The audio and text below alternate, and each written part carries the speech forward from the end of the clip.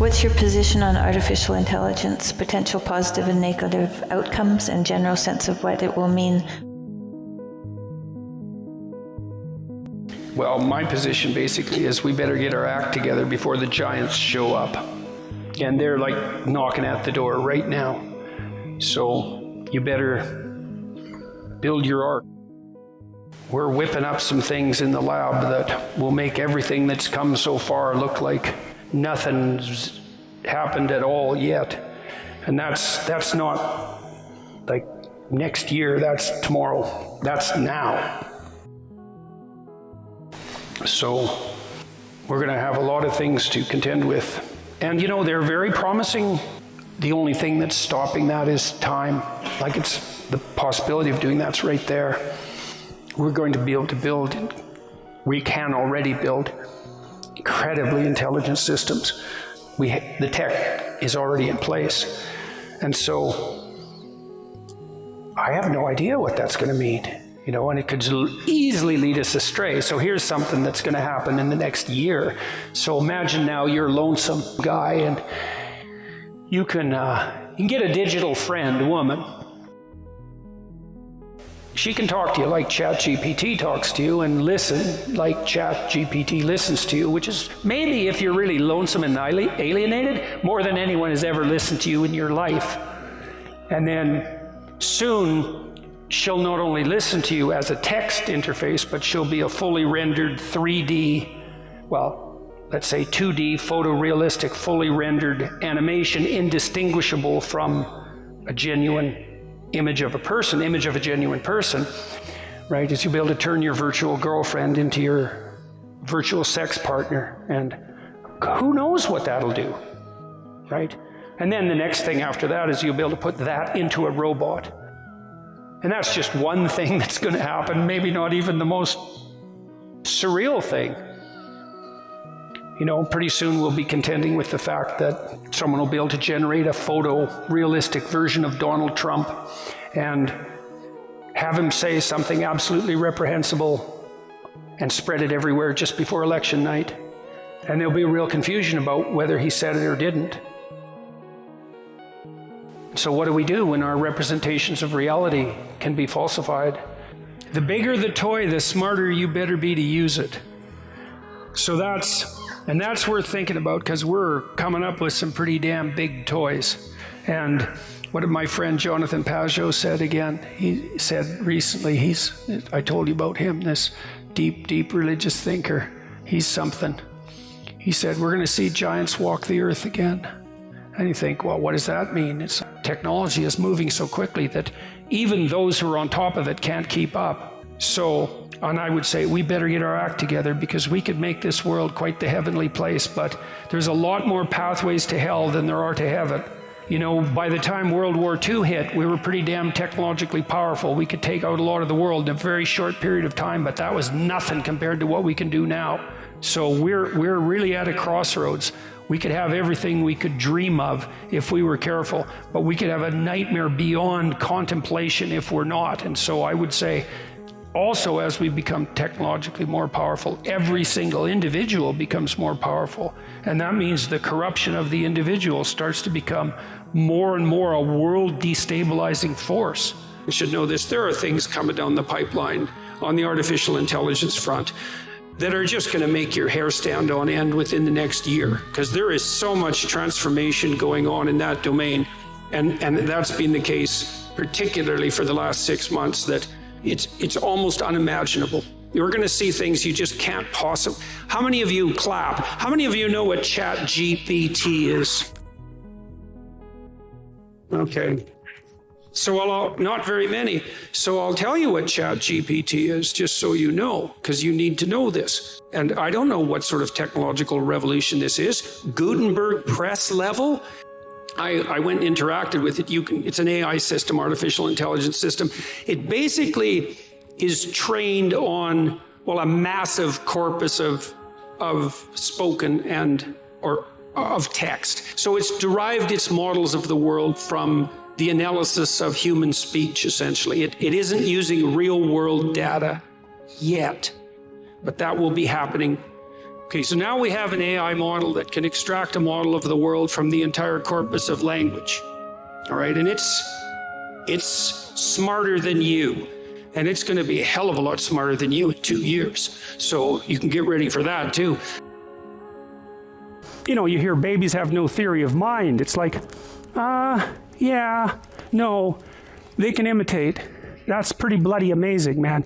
Like, you haven't seen robots that can do that yet. Although there are robots now that you can teach by moving their arms. You move their arms and then they'll do it. And so you can actually program them by moving them, and then they'll just repeat it. And so they're getting damn close to imitation, because they're going to be imitating each other as well as us. And they're going to do it so fast, you just won't be able to believe it. So that's coming. The organism adapts itself by materially constructing new forms to fit themselves into those of the universe, whereas intelligence extends this creation by constructing mental structures which can be applied to those of the environment. You know, the guys that are building the autonomous cars, like, they don't think they're building autonomous cars. They know perfectly well what they're doing. They're building fleets of mutually intercommunicating autonomous robots, and each of them will be able to teach the other because their nervous system will be the same. And when there's 10 million of them, when one of them learns something, all 10 million of them will learn it at the same time. So they're not going to have to be very bright before they're very, very, very smart. Because us, you know, we'll learn something, you have to imitate it. It's like, God, that's hard. Or I have to explain it to you and you have to understand it and then you have to act it out. We're not connected wirelessly with the same platform. But robots, they are. And so once those things get a little bit smart, they're not going to stop at a little bit smart for very long. They're going to be unbelievably smart. And they're imitating the hell out of us right now too, because we're teaching them how to understand us. Every second of every day, the net is learning what we're like. It's watching us, it's communicating with us, it's imitating us, and it's going to know, it already knows in some ways more about us than we know about ourselves. When people were first developing models of artificial intelligence, they thought they'd be able to develop machines that sort of modeled the world and then figured out how to act in the world, sort of abstractly, and then would, after they figured out how to act in the world, would then act in the world. But that proved to be impossible, as you can tell, because we don't have it. And so some robotics engineers, such as Rodney Brooks, who worked at MIT, started building robots from the bottom up. He made these little mindless robots that really didn't even have a central processor that were action-oriented. So like the first things he built were these little insect-like things that could skitter away from light. That's all they could do. You turn on a light, poof, they'd go find some dark. And it's as if, so imagine the world to that robot was a binary place. It was either a light place or a dark place. And then you might say, well, what did light or dark mean to this little robot? And then you have to ask yourself, well, what does meaning mean? And that's a very good question. It's one that Piaget answers. Meaning means, to that little robot, move to a different place. So light to that robot meant move to a different place. So what the robot, in a sense, was doing was transforming one form of information, light versus dark, into another form. Well, some of you have seen Big Dog. You've seen Big Dog? Look up DARPA, D-A-R-P-A. How many of you have seen Big Dog? How many of you are terrified by Big Dog? Yes. Big Dog is this robot that's being developed by the US Army that is about this big, and it's four-legged, it's got a head, and it can run like faster than you, and it can run in snow, and it can run on ice, and it can run up hills, and if you kick it, it balances and stands back up, and hypothetically it's going to be used to transport like the heavy things that soldiers have to carry, but you know, don't believe that, that's a stupid idea. Once these things can ambulate by themselves, and they can already follow each other because now they have visual systems, arming them is going to be a very simple matter. And so the probability that we'll have unbelievably super fast robots that can shoot you in 10 years is like, to me, as far as I can tell from the development, is absolutely certain. When the robots shoot at you, not only will they shoot at where you are, but they'll shoot at the 6 places that they calculate you're most likely to dart to, and they will never miss. So that's a lovely thing to think about. I don't think it's within the scope of anyone's vision to predict even what's likely to happen over the next 40 years, because the rate of technological advance is so insane that in some sense all bets are off. And I really mean that. You know, I have a variety of contacts in Silicon Valley, and there are people there that I've been communicating with who believe that it's already within their power to build a an AI machine that will have higher computational capacity than the human brain. That's within 5 years. Now that assumes that they've got the computational capacity of the brain properly calculated, and that's not necessarily the case. But even if they're out by a factor of 10, that's not many iterations past that. Now maybe we don't understand the brain at all. That's certainly possible. But it isn't just the rapid increase in computational power that's doubling so quickly. I don't know if how many of you watch the Boston Dynamics videos? So how many of you don't know what I'm talking about? Okay, so one of the things I would highly recommend is that you go home and go to YouTube and look up Boston Dynamics, because it's the most advanced robotics company in the world, and it was a DARPA project, so an American defense company, and they were bought by Google 5 years ago, and they had pretty damn impressive robots 5 years ago. They were autonomous, and they could make their way over rough terrain, including snow, up hills. If they slipped on the ice, they could right themselves. If you pushed them over, they could put themselves back up. And that's not joystick controlled. That was all autonomous. And they ran on gasoline-powered motors and were capable of autonomous action for an hour and a half or so. And I looked at the last iteration, and it's a small robot about this big, and it has a hand that looks like a head, and it's so sophisticated that it can gyrate to music spontaneously, and it can keep its head in the same place. And you know, there's something very strange about robots that people don't generally think about. Some people do. Imagine you have a robot, and it can learn a few things through imitation, and we already have robots that can do that, because you can program a robot, industrial robot that's worth about $20,000. You can move its arm the way you want it to move its arm, and then it will move its arm that way. So imitation is coming up very rapidly, and the capacity to autonomously learn is already there to some degree. Let's say you have a robot that can learn a little bit, not much, but then let's say you have 20 million of them, and they're all exactly the same, and they have exactly the same architecture. And so what that means, as soon as one robot learns something, then all 20 million of them learn it. And so if each robot is learning one thing a day, then the whole herd is learning 20 million things a day. And so once we hit a certain threshold, the rate of increase in robotic intelligence is going to be just something that we can't even comprehend. I talked to the people at Tesla who ran the autonomous car division, and they know perfectly well they weren't creating autonomous cars, because an autonomous car isn't a car, it's a robot. And it's not just a robot, it's a fleet of robots, and it's a fleet of intelligent robots. And some of the functions that it will perform will be the functions of a car. But to think about that as a car, you're just confused. It's like to think of a car as a horseless carriage. The person who ran the division told me that they'd already had plans instantiated so that all the Tesla cars map the roads, and they're mapping them at an increasingly high level of resolution, and then they share the data. And they expected to get to the point where the car would be able to predict where the bumps on the road were that it was approaching and adjust the suspension so that when you hit the bump, you wouldn't feel that at all, because the suspension would have mapped the bump before it encountered it. It's an example of how unbelievably quickly this technology is progressing. So now, what are we going to do about that?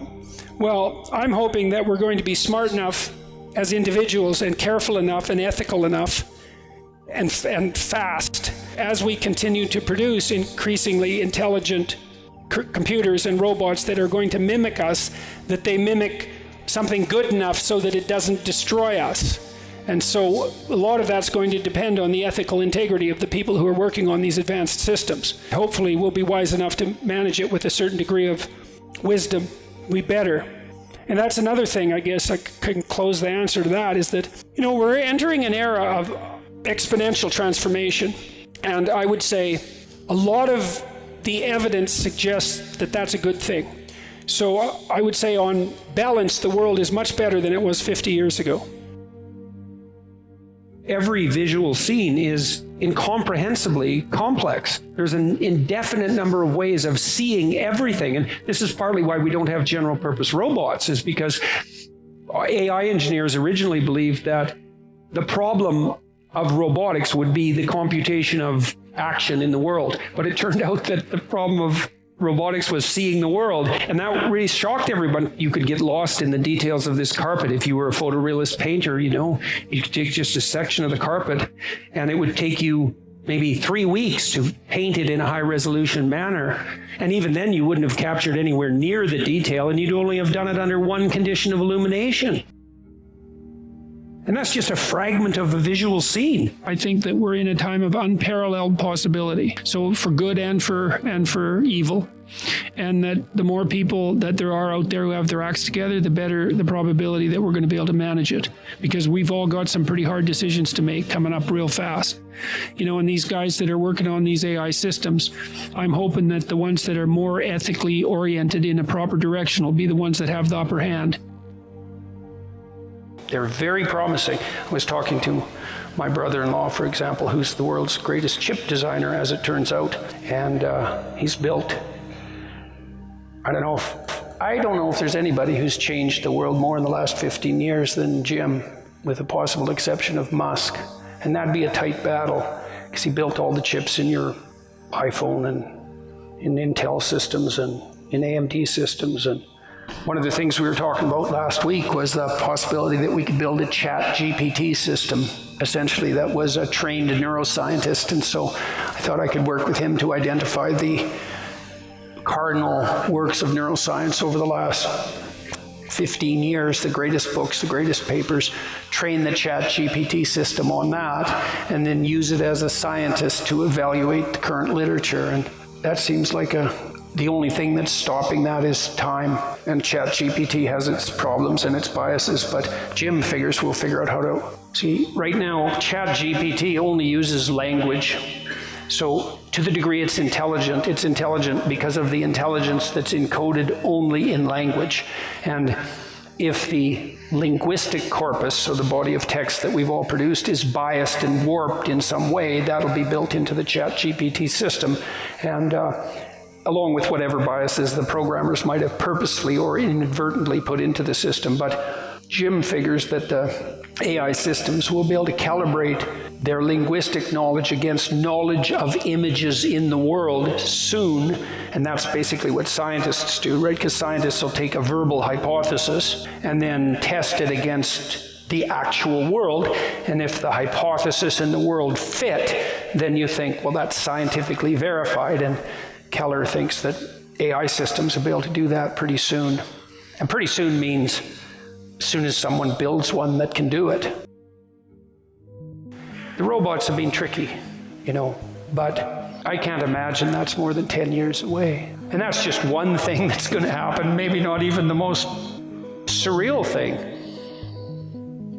Pretty soon we'll be contending with the fact that now, I was talking to my son about that today, and he thinks we'll get into an arms race right away because there'll be technologies that can detect whether video is artificial, but then there'll be a race because other technologies will learn how to fool that technology, and maybe we'll be able to stay on the edge where we can still detect what's real and what isn't. But I don't think we're doing a very good job of that right now on social media, because social media, it's kind of like the world, except it's way more demented.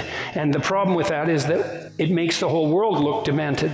And that's a real possibility. Or it'll be a tomorrow that will make all the hells we've managed to generate in the past look like Satan was just warming up. And we're toying with that right now in an unbelievably provocative manner. On the AI front, we can all get our act together fast enough. Because I also think that we've got this choice in front of us right now, as far as I can tell, and that's we can either play out the apocalypse spiritually, that means conceptually, and sort ourselves out ethically and separate the wheat from the chaff within each of us, or the saved from the damned, or, as Jung said, Carl, you play it out in the world as fate, and I'm utterly convinced that that's true. You think we're powerful now, man. You wait till the AI giant starts to stroll around the earth, and that's coming. Like, you will absolutely see that in your lifetime. You'll probably see it in the next 2 or 3 years. Intelligence extends this creation by constructing mental structures which can be applied to those of the environment. That's the Darwinian idea that I just mentioned. They're going to be unbelievably smart, like overnight. And they're imitating the hell out of us right now, too, because we're teaching them how to understand us every second of every day.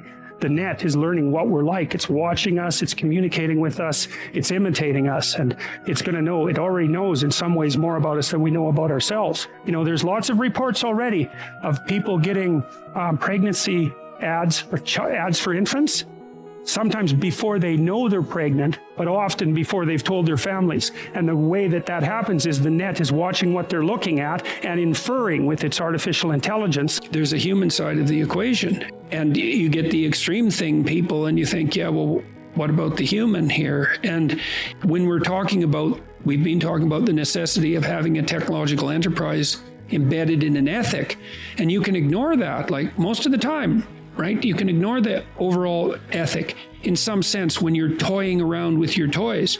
But when you're building an artificial intelligence, it's like, well, that's not a toy. And this is a whole new kind of monster.